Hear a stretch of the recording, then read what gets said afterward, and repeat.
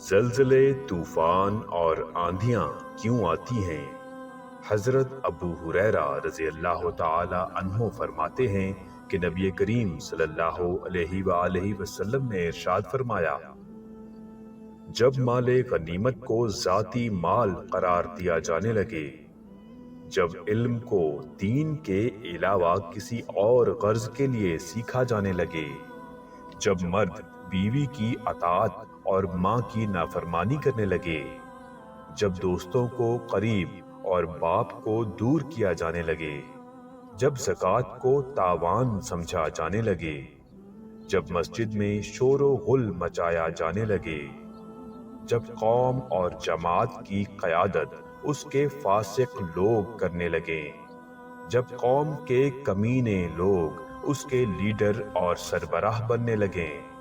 جب آدمی کی تعظیم اس کے شر اور فتنے کے ڈر سے کی جانے لگے، جب لوگوں میں گانے والیوں اور ساز اور باجوں کا دور دورہ ہو جائے، جب شرابیں پی جانے لگیں،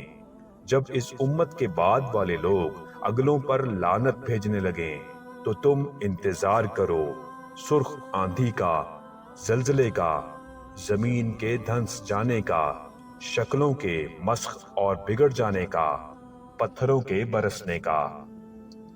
نیز ان چیزوں کے علاوہ قیامت کی دیگر نشانیوں اور علامتوں کا انتظار کرو، جو اس طرح لگاتار وقوع پذیر ہوں گی جیسے لڑی کا دھاگا ٹوٹے اور اس کے دانے پے در پے گرنے لگیں۔ اور مزید کہا جاتا ہے کہ آندھی کو برا مت کہو، کیونکہ اس کے آنے کے پیچھے بھی اللہ کی رحمت اور حکمت چھپی ہوئی ہے۔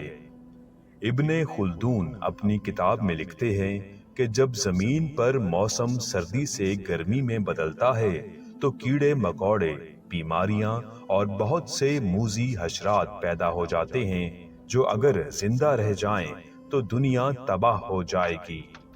تب اللہ مٹی سے بھری ہوئی ہوا چلاتا ہے جن سے یہ بیماریاں اور حشرات مر جاتے ہیں اور زمین انسانوں کے لیے محفوظ ہو جاتی ہے۔ اللہ رب العزت نے کائنات میں ہر شے انسان کے لیے بنائی ہے اور ہر چیز میں اللہ کی حکمت پوشیدہ ہے۔